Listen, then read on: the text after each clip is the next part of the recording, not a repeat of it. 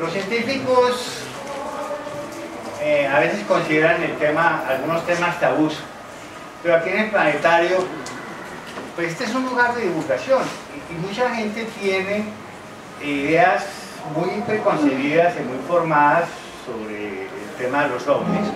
Muchas veces son erradas y pues consideramos que es bueno tratar el tema desde el punto de vista de la mitología, la historia, la física, las realidades. Dicen que más o menos el 30% de los avistamientos se pueden deber a los planetas. Por ejemplo, Venus, que lo estamos viendo en estos días en el atardecer. Es tan brillante. Si tú no sabes qué es Venus y hay nubes que pasan, pareciera que el planeta se mueve. Hay objetos astronómicos, meteorológicos, como vimos, artificiales. Hay muchos fenómenos que el observador, si es poco experimentado, puede confundir como un ovni, un objeto volador no identificado. Las investigaciones también concluyeron, por lo menos en Estados Unidos, y yo creo que las podemos hacer extensivas a Colombia, que 1 de cada 10 personas ha visto un ovni. Levanten la mano los que han visto un ovni. En Colombia, nosotros también tenemos casos, hay casos. Porque ese caso fue el 4 de julio del año 1969. Esa noche, Arsencio Bermúdez se encontraba en su finca a 50 kilómetros de Bogotá. Y estaban unos parientes, estaba una prima y los sobrinos de ella, y estaban con la linterna haciendo clave Morse. Cuando de repente algo extraño sucedió.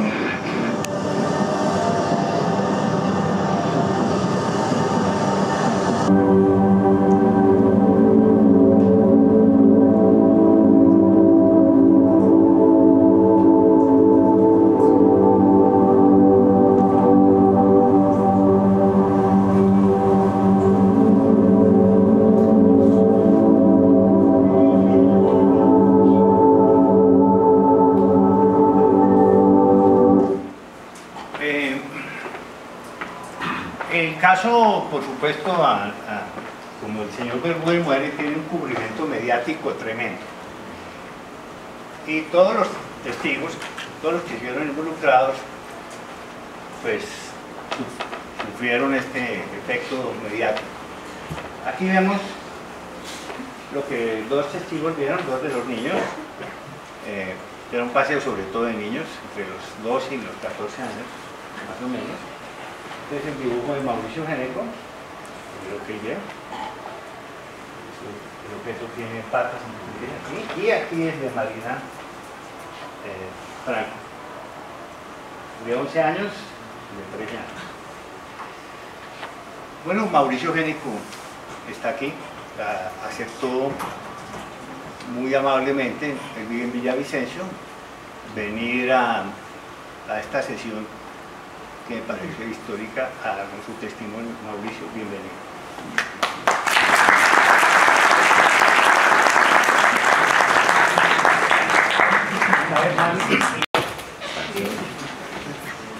¿Qué hago? No he hecho otra cosa para ganarme la vida sino trabajar con energías renovables desde hace muchos años, desde que estaba terminando la universidad, tesis que fue conflictiva, transformación de energía eólica en hidrógeno combustible. Eso era absolutamente mitológico en ese momento para un ingeniero mecánico. Y desde esa época me dedico a las energías renovables. ¿Y por qué en Villavicencio?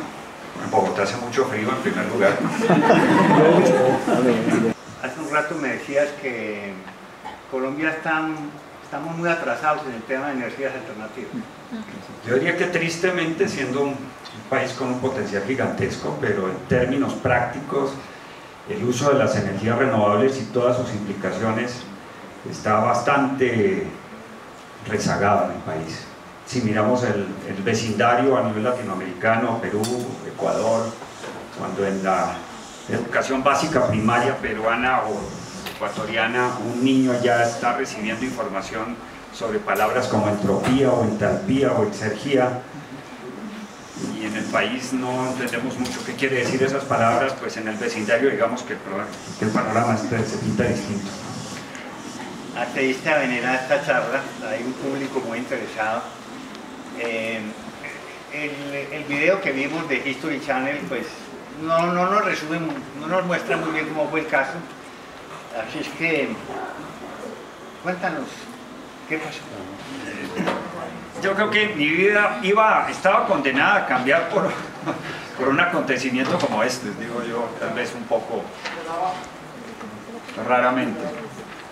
El caso es que, como cosa de familia, tantas familias llegan las vacaciones y los papás no saben qué hacer con los chinos, los empacan entre algún carro y para alguna finca de algún primo, algún pariente, algún amigo. Eso es frecuente en todo el país y en todo el mundo.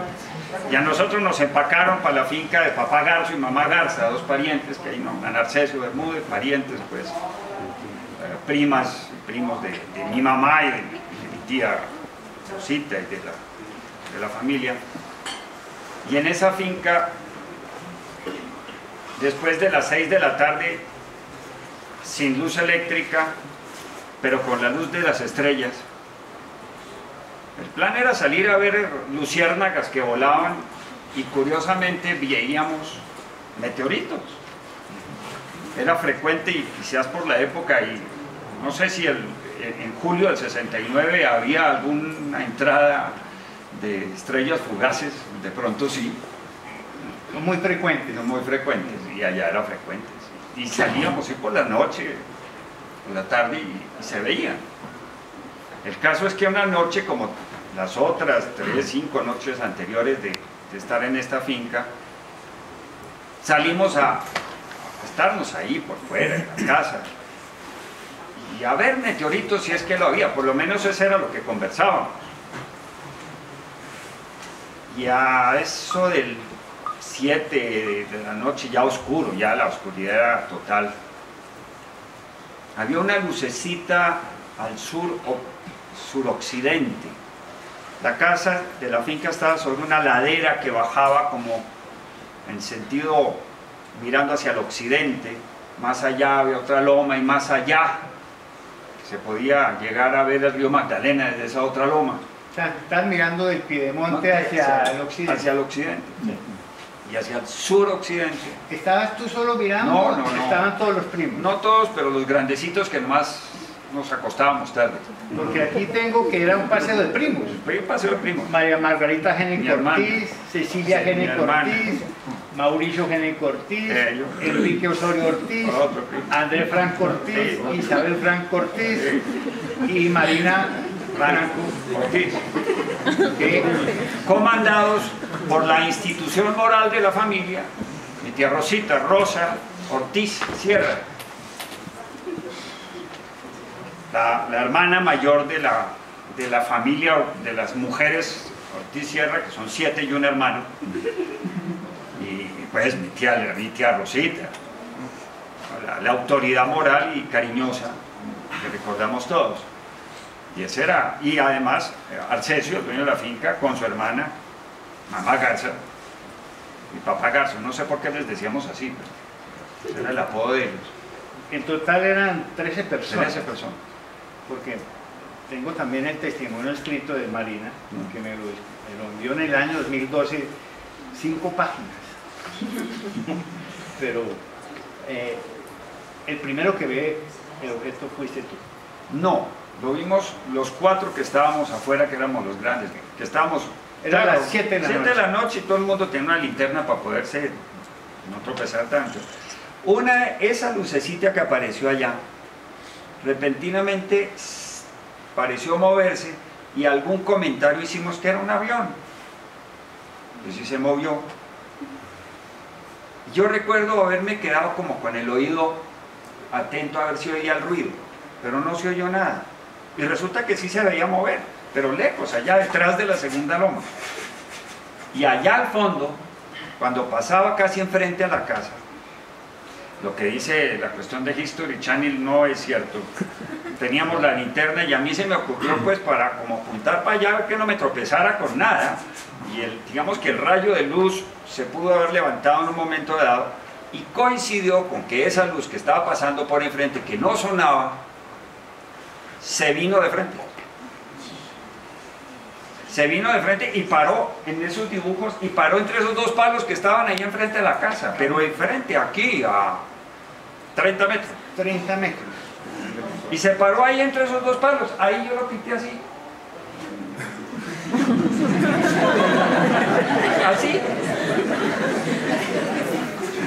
Pero algo, ¿no? Ahí estaba parado. Marina, Así es sencillo.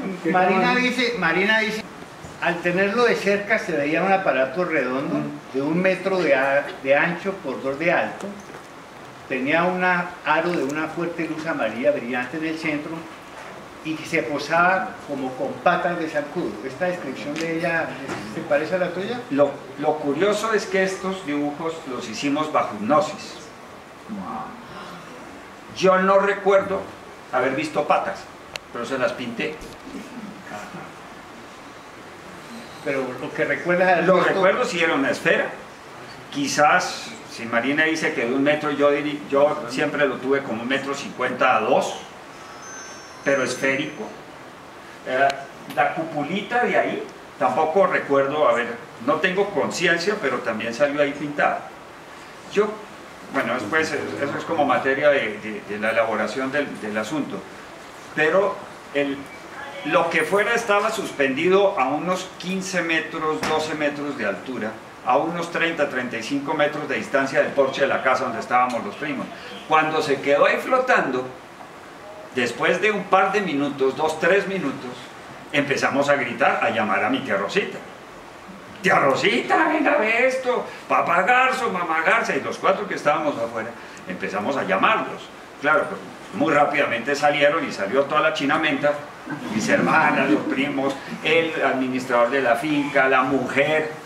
Y mientras salía todo el mundo al porche de la casa, yo recuerdo muy claramente los perros ladrando, las vacas mugiendo, el Pepe, que era un mico que estaba metido, colgado por ahí de una cadena, pobrecito.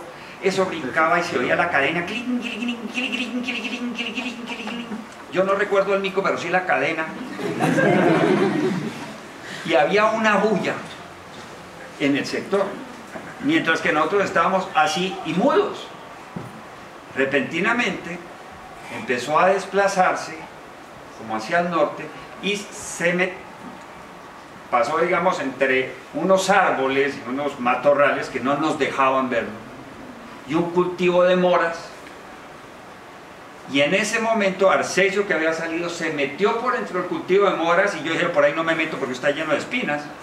Andrés, Enrique y yo nos metimos por entre la casa, subimos un poquito por detrás del potrero y resultamos arriba de donde estaba Arcesio, que se encontró con que el aparato había dado la vuelta, o la que fuera dio la vuelta, y bajó. Y allá abajo vimos a Arcesio y a la bola esa, pero uno frente al otro. En otros reportes afirman que Arcesio se colocó debajo del objeto. Carreta. Se puso enfrente. Arcesio atravesó el cultivo de moras y el aparato bajó y se encontró, dio como un giro y se encontraron unos 11 metros. 10, 12 metros, ahí, uno frente al otro. ¿Era luminoso? Era luminoso. Curiosamente no recuerdo que proyectara sombras, pero era luminoso. Y sí, la luz era amarillenta como de los postes de la luz, un poco tono más claro. En el testimonio de Marina, ella afirma que Arcesio contó que había visto algo adentro. Sí, él vio una sombra, él vio algo que estaba ahí en eso. Pero que era alguien, no, era como quizás algún efecto por la luz o algo se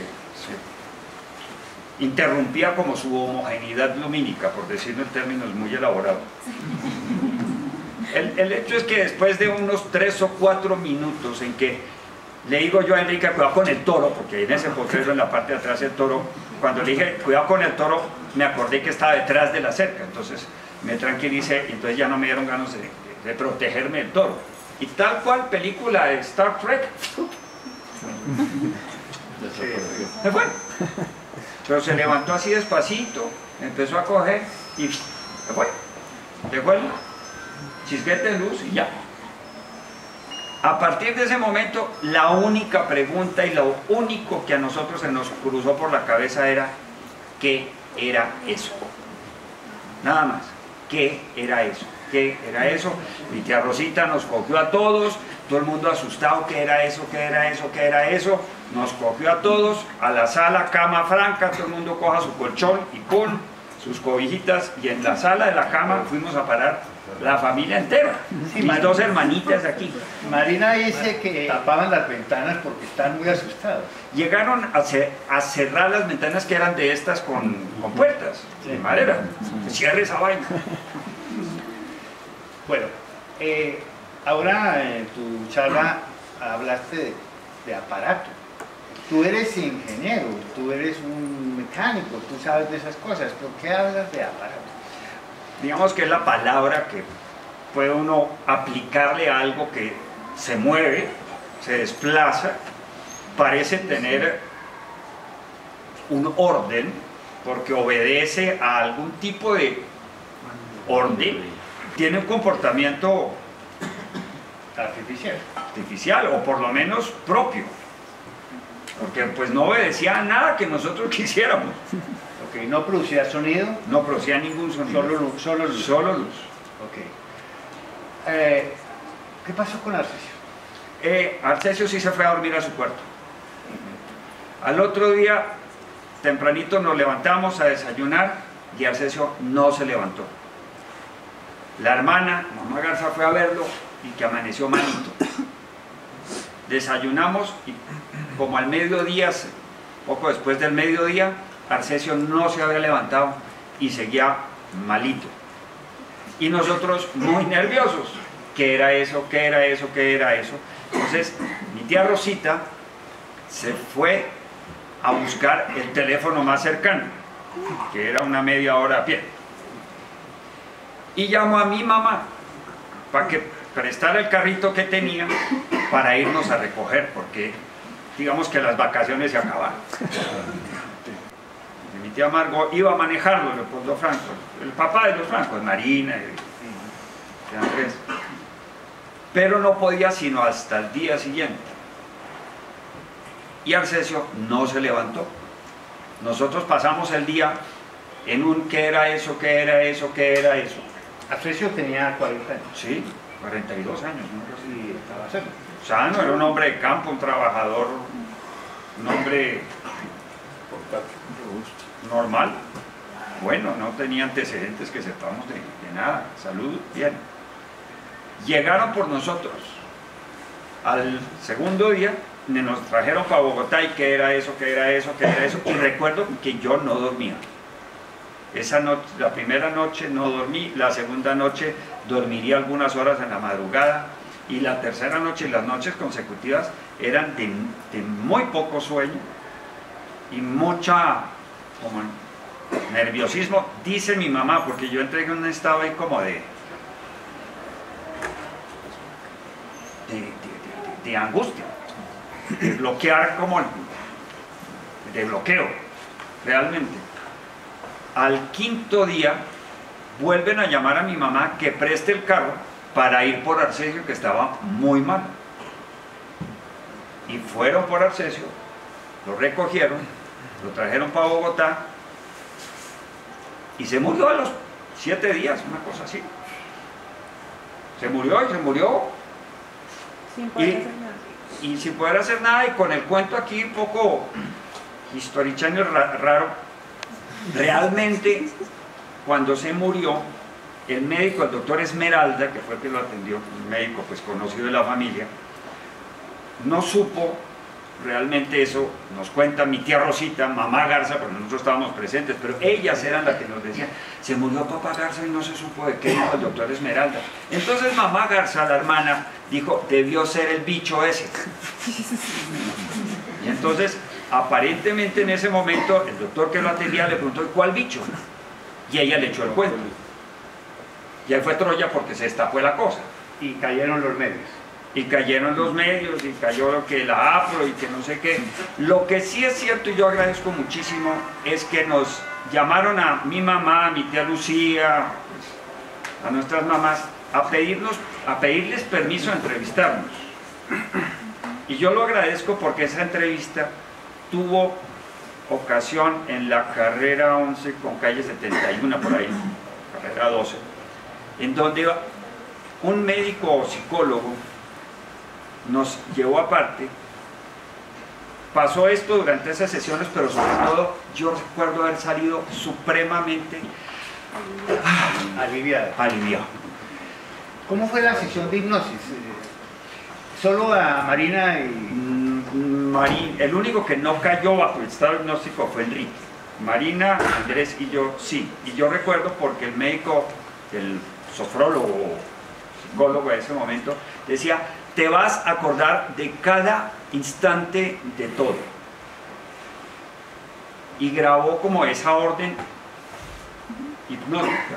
Y gracias a eso yo recuerdo el acontecimiento con total claridad. Han pasado no sé ya cuántos, 40 y tantos años, y tengo la sensación vívida de estar ahí. Y durante la sesión recuerda, y recuerda para siempre con tranquilidad todo lo que te sucedió. Puedes recordar todo con precisión, con el mayor detalle, pero recuérdalo con tranquilidad, con serenidad. Es para tu bien que lo recuerdes así. Y eso lo tengo aquí grabado. ¿Tienen la misma tranquilidad que tú tuviste? Quienes, tal vez Marina es la más inquieta. Sí, ella, por lo que veo aquí, ella... Los otros eran muy chiquitos. Ella me describe aquí que sí se afectó mucho. Sí, sí, a Marina le afectó bastante. Todavía, creo que todos estamos afectados de una manera u otra. Para mí fue cambio de vida sustancial, pero digo de nuevo, agradezco ese momento del mensaje, tranquilidad y serenidad para tomar lo que haya acontecido de una manera que no sea negativa, o sea, positivamente. Un reportaje de Gloria Valencia de Castaño, un programa de televisión. Esa exposición mediática que ustedes tuvieron, ¿de alguna forma te afectó también? Por ejemplo, en el colegio. No, yo sí recibí bullying todo el que quiera. Yo recuerdo al profesor de matemáticas, profesor, no voy a decir el apellido. ¡Claro, Géneco! ¡Allá mirando los marcianos! Como paparote recién traído de lo más profundo del Amazonas, ¡aterrice! Ese es el tratamiento de este profesor. Delicioso. Dios lo tenga en su gloria y que sepa que saqué 5 en métodos numéricos y matemáticas iniciales. Arrancaron la lista de calificación, me la regalaron. ¡Tomen! En el fondo, el bullying sirvió para retarme. Pues digamos que me abrió una fantástica perspectiva frente a la ciencia, a la investigación, a la indagación, a la inquietud, con pasos muy tranquilos, pero también me lo abrió a lo que yo considero más valioso. ¿Quién soy yo? ¿Quién está dentro de mí? ¿Quién vio eso? ¿Quién presenció este acontecimiento? ¿Y quién está entusiasmado con las energías renovables? ¿Quién está entusiasmado con el compromiso social? ¿Quién está comprometido? ¿Quién soy yo? La pregunta y la inquietud va hacia el interior del ser humano. Y el llamado fenómeno ovni, que saca la imaginación tan lejos de este planeta, para mí me ha traído muy adentro de mí mismo. Más que la respuesta afuera, busco la respuesta dentro de mí. Bueno, este es un caso excepcional. Aquí, como vimos, mucha gente puede haber tenido avistamientos ovni, pero nada como esto. Esto es realmente un evento excepcional. Aquí claramente hubo un objeto, llamémoslo objeto, luminoso, claramente redondo, a la vista de numerosos testigos, sin ninguna duda, ¿sí? El caso de Bermúdez, no, que muere, pues, no sé, tal vez está enfermo y se va a morir, pero fue una coincidencia, pero Pero eso sucedió. Ahora, eso no significa que este objeto venga de otro planeta, ¿no? Y como el caso Trent, que vimos, que les mencioné, pues es un enigma completo. Y no sabemos, y tal vez nunca sepamos qué fue lo que flotó en la hacienda Tocarema, en Anolaima, a la vista de todos estos chicos. ¿Algún día lo sabremos? Yo no creo que haya necesidad de saberlo, realmente. Yo creo que el valor de todo esto es el impacto en que a cada quien puede producirle para crecer sobre eso, para enriquecerse, de múltiples formas, sea investigación científica, o especulación, o música, o divertimento, o arte, o poesía, o misticismo religioso. Pero si esto sucede, cada quien lo puede aprovechar y construirse sobre eso. Es un acontecimiento más de la vida. Júzguelo como lo quiera juzgar, póngalo en el panorama o en el ambiente que lo quiera poner, o que la vida le lleva a poner. Pero haga algo bonito, algo que lo llene adentro y le permita sonreír al día siguiente y acostarse en paz. ¿Los primos se reúnen a veces y hablan de esto? Nos reunimos no muy frecuentemente. La vida distancia a las familias en muchos casos. Yo soy uno de ellos, vivo en Villavicencio, pero permanezco mucho tiempo en el Bichada y en muchas otras regiones. Entonces viajo mucho, pero mis primos algunos también viajan mucho. Pero cuando nos hemos reunido en algunas ocasiones sí lo hemos comentado. Y siempre nos miramos con esa misma sonrisa y ese mismo ojito medio cerrado, diciendo, hijo del diablo, ¿no? No tan brava. Porque sí nos impactó. Sí nos impactó, indudablemente en la vida nos marcó. Muy bien. Bueno, ahí tienen ustedes, son testigos de algo único, este testimonio. No es fácil tener un testimonio así. Mauricio, te agradezco mucho, realmente te agradezco mucho. Esto es una catarsis.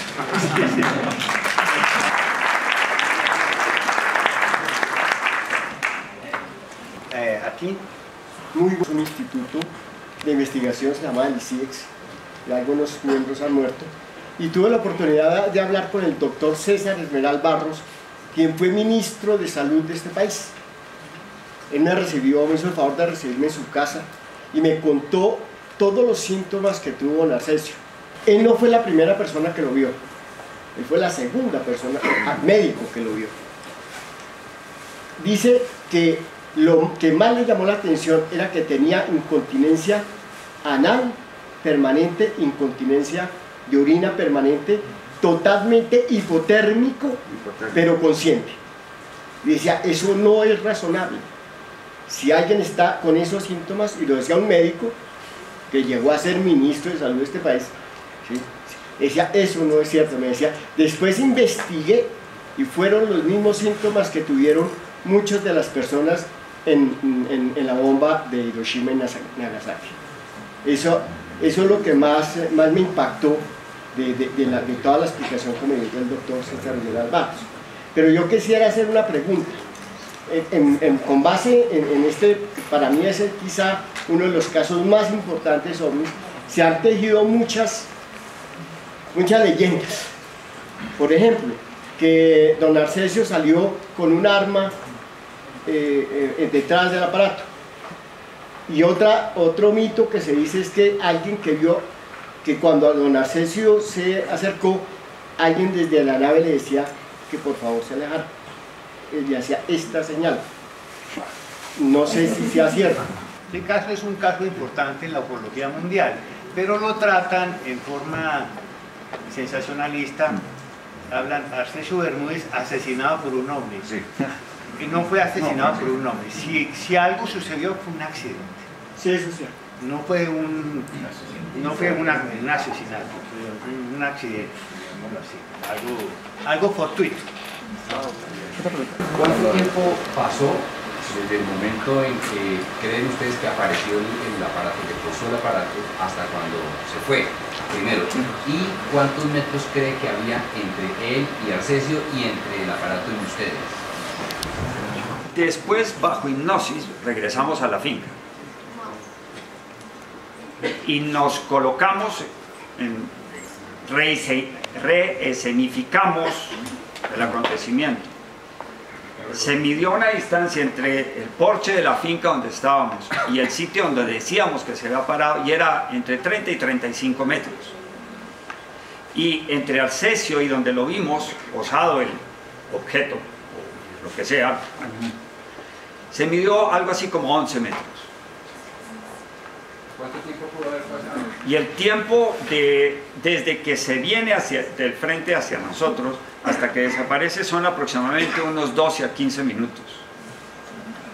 Y una final, la salud de todos los que estuvieron menos Arcesio a lo largo de los años, ¿cómo ha sido? ¿Normal, estable? Pues yo me he enloquecido un poco más. Físicamente soy un hombre de 60 años, razonablemente sano. Para la envidia de mis compañeros de la misma edad parece que estoy más sano que ellos. Y le echo la culpa también a la vida en el campo. Desde el punto de vista de Arcesio, ¿qué pasó con él? Una de las cosas que reportaron es que su cuerpo había desaparecido, inclusive hablaron de posible intervención del gobierno francés. Entonces a mí me interesaría más saber qué hicieron estos poderes, tanto los gringos como los franceses, y qué se sabe de esa posible robo o investigación del cuerpo de Arcesio. El carácter novelesco del cuerpo de Arcesio no me consta, pero sí en la familia se pidió autorización para hacer la autopsia a mamá Garza y a sus familiares directos, y al momento se negaron a hacer la autopsia, o sea, dar permiso para hacer la exhumación del cadáver de Arcesio. Sin embargo, alguien relativamente cercano tuvo la idea de ir a la tumba de Arcesio, y en boca de él esa tumba está vacía. Punto. Especulen todo lo que quieran. Nadie dio razón, nadie... Libre imaginación, nadie sabe nada de nada. Bueno, se comentaba que la sangre se había como solidificado, era una de las teorías. Pueden ver en Google, pueden poner OVNI Anolaima y ahí tienen bastante información, y tienen los recortes de prensa, están allí, fuera de versiones. Vamos a dar paso al segundo testimonio con Francisco Villate, y por ahora no.